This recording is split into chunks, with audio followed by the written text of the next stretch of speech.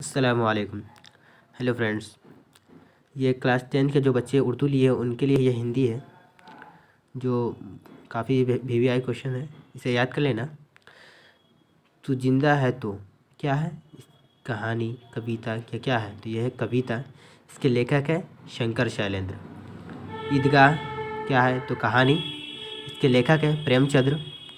कर्मवीर क्या है? कविता। इसके लेखक है अयोध्या सिंह उपाध्याय हरिओद।